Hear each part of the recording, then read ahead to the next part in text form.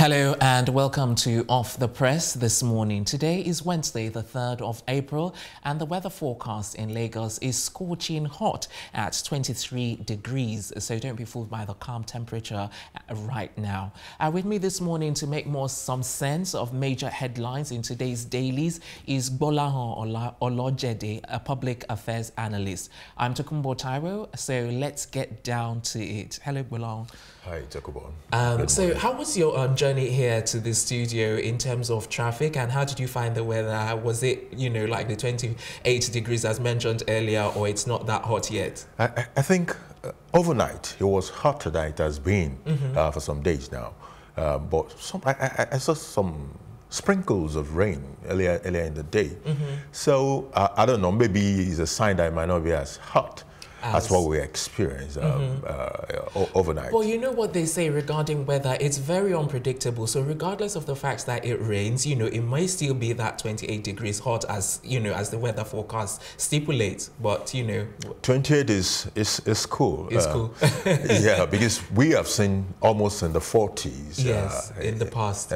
Absolutely. Yeah. All right. So on today's episode of the program, we do have the newspapers, the Daily Sun, New Telegraph, The Nation, This Day, Vanguard, The Punch, Complete Sports, and Sporting Sun.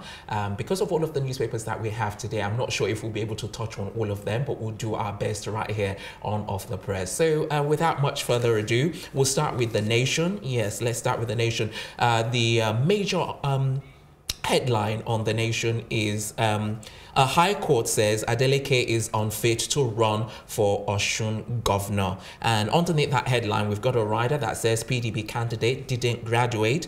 And there's also another one just underneath that saying will appeal, the lawyer says. Okay, and at the top of the Nation newspaper, we have some other stories. Adelabu APC challenge Makinde's victory. That's in the top left-hand corner, and that story is on page 42. And to the right side, in the top right-hand corner, 4 HND graduates die in well. Buhari rejects $1 billion Ajaokuta bill. And in sports, Rogers Ndidi can only get better. ICPC to probe lawmakers projects. That's on page 2. Just on the back page of The Nation, we have the dog walker, and the waist bead, an article by Olatunji Oloyede, where his column Reality Bites. So that's the Nation there. Okay, so out of all of the stories, Gbolahun, which one do you want to talk about? The main headline or something else that has captured? We can speak about the main headline, and then maybe touch a little bit on one or two other issues. All right. So Adeleke unfit to run for Osun governor. What's your take? That's what the court says, but obviously there's going to be an appeal on this. The basis for the court's judgment looks to me like something that has been determined previously before the elections. And what the court said then was that, look, the law did not say he must have this number of papers at the Wike. It just he must have been educated up to secondary school level. That's what the law says. And that in spite of the fact that he sat only for one paper and had an F9 in that single paper that he sat for, that he still qualified by the definition under that electoral act. But the other court that gave the ruling yesterday went via another route entirely. They actually talk about the fact that the paper he presented was an SSC result. In 1981, there was no SSC. I didn't do SSC, I did Wike. So it's also a cause for concern. Despite the fact that the Wike official was subpoenaed and he came to give evidence, but he was also talking about SSCE. In 1981, there was no SSCE. Where did SSCE's result come from? I think the appeal court will sort this out. Where it gets more interesting is, so what now happens if appeal court affirms the judgment of this lower court? So that means there was no candidate for PDP, or will the next candidate, which is Dr. Ogumbi, now be presented as a candidate of PDP, or will...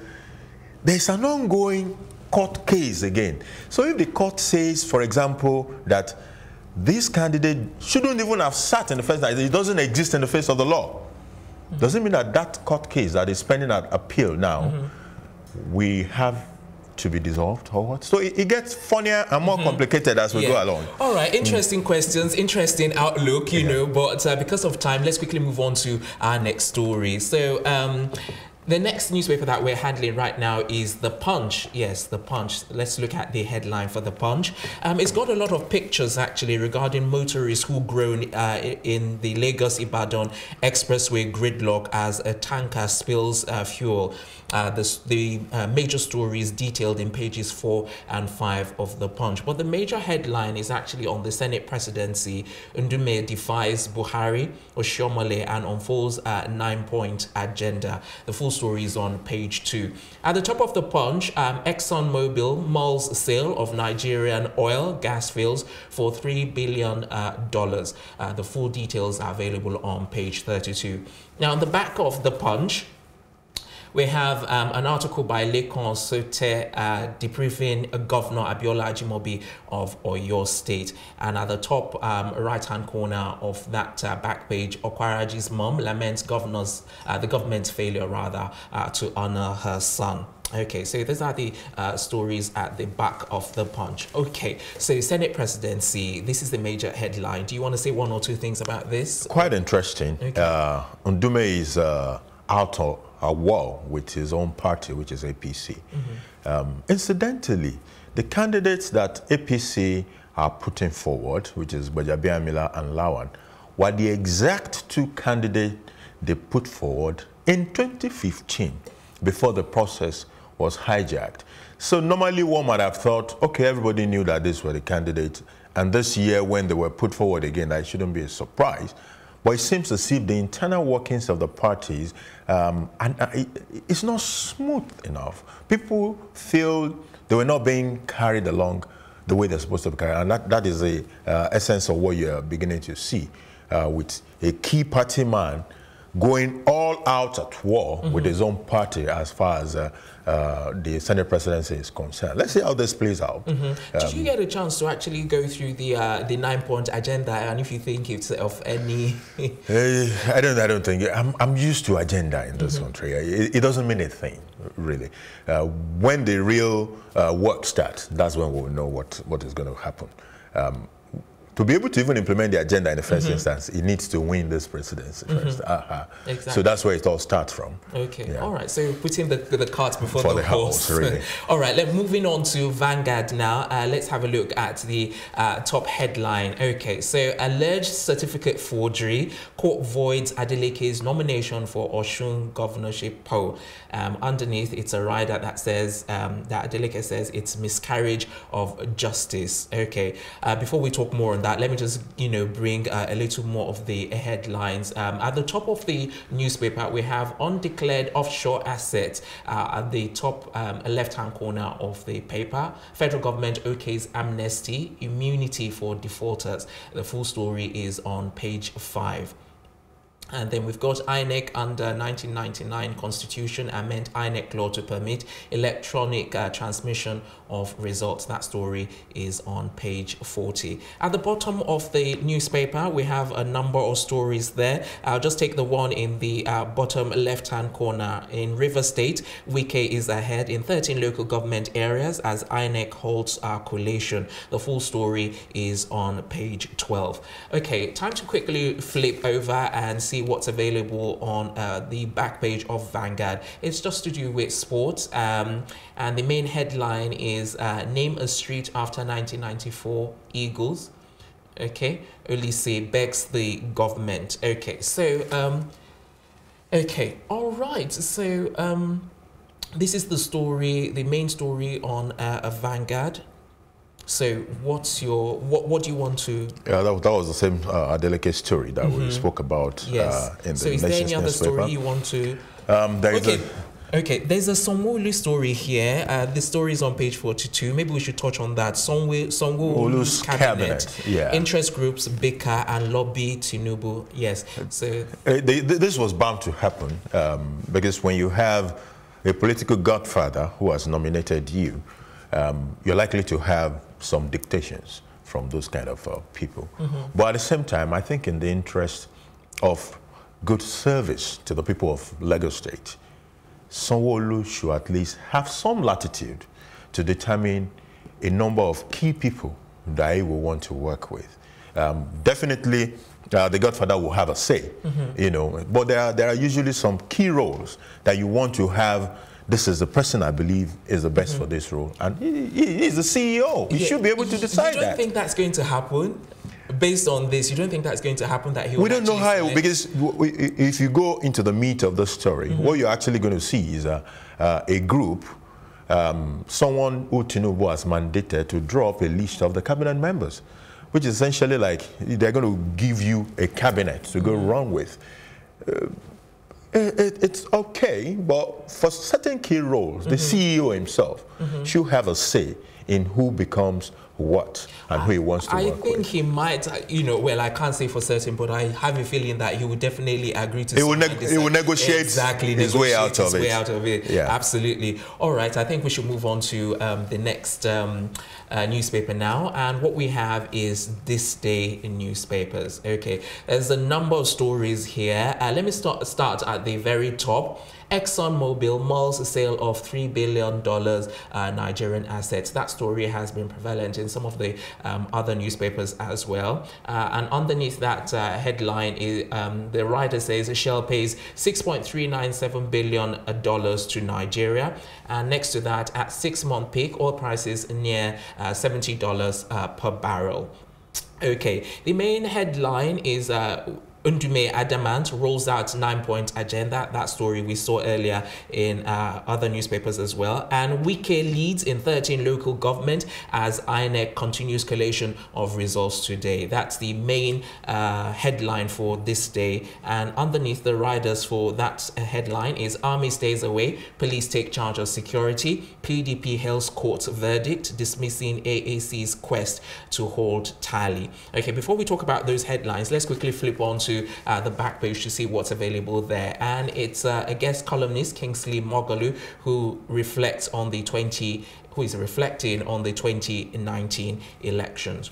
Okay, so back to the front page, you know, out of these stories, is there anyone you want to quickly touch on? Or if there's one that we haven't even mentioned? I think the Wike story. Okay, the Wike story. Okay. Yeah. So Wike leads in 13 local government as INEC continues collation of results today. Yeah, it looks as if Wike might cruise on to victory. And that will also not be surprising. When you look at trend of event, our voting patterns, nothing, absolutely nothing has changed significantly from 2015. Like I think in River State, where there's always one dramatic incident or another. Or the other, yeah. Yeah. Since 2003, actually, there has been all elections in River State have come with violence. You know, and I just hope that by the time this one is over with, the elders of the state should be able to call the parties together. Because look, there's no Ekiti man contesting election in Rivers, nor are the parties that are knocking their heads together from other states. They are the same people from the same state, and the victims are also the people of the state. So they should be able to resolve their matters and have peaceful elections in River State. River State used to be a very peaceful place. Absolutely. So we can go back to those days. Okay, all right. So Wike leads in 13 local governments, and this, I don't know. How would you want to summarize this on this before we move on? I think it's just along the line of the expectations of Nigerians. That River State, that Wike is a strong person in River State, and that it doesn't matter or whatever kind of federal might or whatever that might be brought to bear. The people somehow knew who they want, and they are likely to vote along that line. You can, and then the soldiers are no more in the picture, so maybe they were never really needed in the first instance, as it is. And things are going on well. Okay, all right. So moving on to our next newspaper, we've got the New Telegraph. There's a lot of stories as well, recurring stories as well, because at the top of the New Telegraph, we have ExxonMobil places $3 billion Nigeria's assets for sale. The main headline is how airlines drug barons implicate Nigerians, says the federal government, says the execution of Nigerians in Saudi Arabia Arabia pathetic. That story is on page 5. And in the bottom right-hand corner, a 90-year-old woman, 2 killed, others burnt in Jukung Tiv clash. A couple of pictures of the burnt cars and burnt homes. The pictures depicted there in the bottom right-hand corner of the New Telegraph. On the left-hand side, we have pictures of the chairman of UBA, Tony Olumilelu, and President Muhammadu Buhari. There's the SARS inauguration in Dakar, which took place yesterday.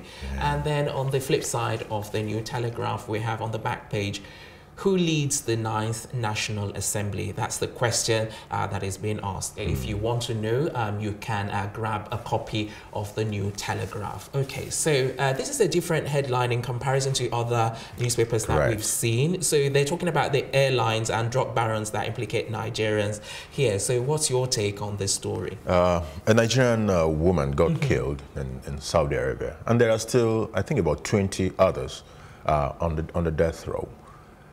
I think it's a matter for internal campaign. I listened to Abike Dabere speaking on TV yesterday, and when I tried to summarize some of what she was trying to say, it's not going to be effective. We're trying to get a foreign land to change its laws because our people are going foul against that particular law. It doesn't work. You can't tell me to change my law because your people are carrying drugs into my country. It doesn't work. It doesn't work that way. So whatever we think is leading to this, from issue of campaigning or getting to deal with airlines, some unscrupulous element. I think we have to be careful about saying it is airlines that are conniving to put drugs. Airlines are legal business and they are huge with corporate governance as well. Do you believe there's an, sorry to cut in there, do you believe there's an element of truth with regards to the airlines, in as much as we need to be careful, but do you think there's an element of truth? If it's not, it is possible, but we need to be able to nail that story, publish it with facts, bring it into the open. In fact, get people arrested. There's no way. I mean, 2 airlines were mentioned, for example, Ethiopia, Egypt. Those countries would not want their airlines to be associated with that. So if we make the facts available, arrests will be made, and that will be put to rest finally.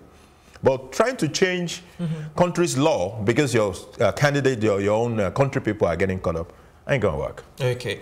Oh, I wanted us to touch on this 10 governor-elect to battle huge pension liabilities, but unfortunately, we're pushed for time. So let's move on to the next newspaper quickly. We've got the Daily Sun. Yes, the Daily Sun. And just next to the Daily Sun, we have in the top right-hand corner, police nab most wanted Onitsha criminal, Ikanda. That story is detailed on page 4 and 5. And the main headline on the Daily Sun is Buhari accuses the National Assembly of padding.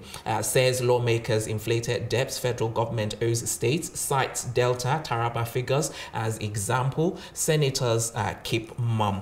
There's a lot of stories at the bottom of the Daily Sun there. Let me just quickly go through them. Police name Lagos football fans killers. Page 4. Rivers Governor Wike in comfortable lead. Yeah, we talked about that earlier. Olubadan replies Ibadan Obas, accuses them to rubbishing traditional institution. That story is on page 40. Let's take a look at what's available on the back cover of Daily Sun.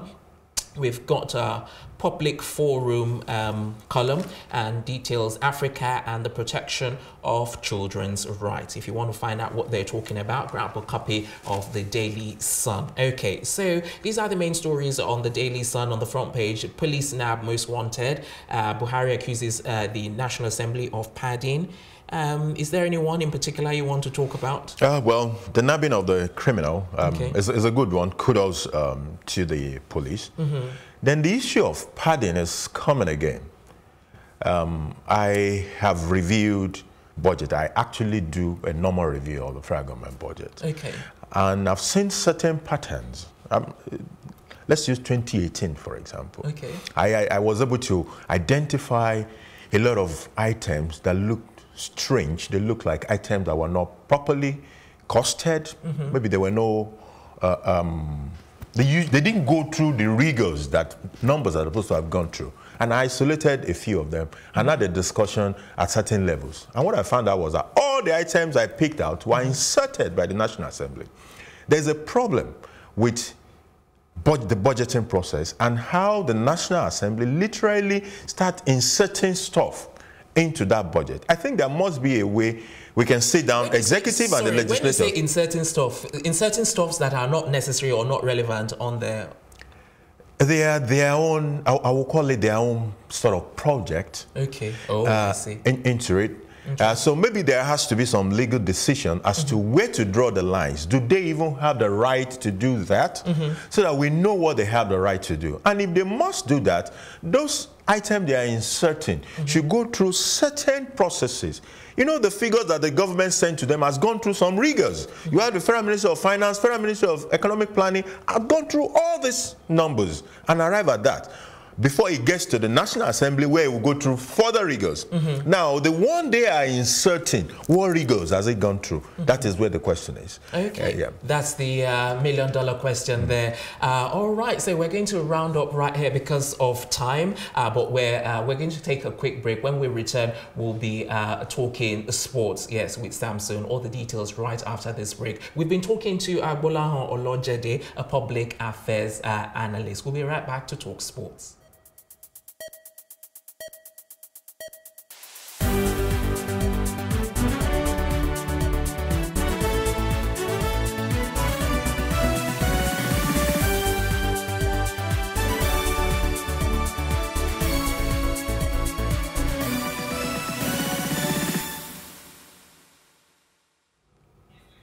Welcome back to Off the Press. And right about now, we're moving on to sports. We're discussing sports. We're starting with Sporting Sun. And here to help analyze the sporting stories, we have our in-house analyst, Samson Oloyede. Okay, Samson, good to have you. Good morning. Good morning. So how was the weather? How was it coming into work this morning? It was good. Okay. Good. All right. So let's start with the Sporting Sun. The main story there is I don't have goalkeeper. Who is this speaking? General. Okay, so what's your take on that story? We don't have a goalkeeper. I think we have a crisis within the goalkeeping department of the Super Eagles. That's well known. Okay. Francis Uzoho has been the #1 for a while, but it doesn't command the confidence you need in your goalkeeper, you know, which is probably your last line of defense. And we need someone, you know, in the mode of Vincent Eyama or Ikeshiremu and, you know, the likes of the great goalkeepers we've had in time past.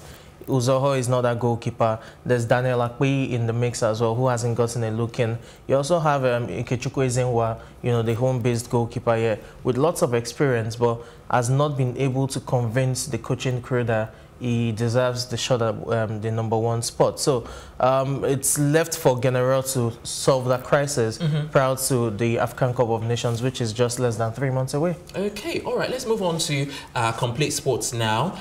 We've got a number of stories there. 10-man United slip up in top 4 race. Yes. And then we've also got in the middle there, Chukwueze hits 4th La Liga goal. And at the bottom there, AFCON 2019, Uro predicts a tough draw for Eagles. Let's take a look at what's happening on the back page. Real demand 500 million euros release clause for Bahrain. Okay, all right. So out of the main stories, which one do you want to touch on quickly? Let's start with Real's predictions as regards the draws, the AFCON 2019. That's understandable. We've missed the last 2 editions of the tournament, so we're not, you know, in the pot 1. We've not been drawn into the pot 1. We're in the pot 2, and it means that we will probably face the likes of Egypt, who are the host nations. There's Cameroon, they're the defending champions. There's Senegal, there's Tunisia. We could draw any of these big teams, you know, in our group at the African Cup of Nations. And in pot 2 as well, you have Morocco in there, you have Algeria there, there's Nigeria, there's Congo. So it's definitely going to be tough. You look at pot 3, you know, you still have the likes of South Africa in there, there's Uganda, there's Angola. It's definitely going to be tough, and we just need to get our acts right to progress out of that group. All right, Samson, we're going to leave it there. We're pushed for time, so that's where we're going to wrap up on Off the Press this morning. We're back tomorrow at precisely 8:30 for the latest headlines. Join us then. I'm Tokunbo Taiwo saying have a good morning.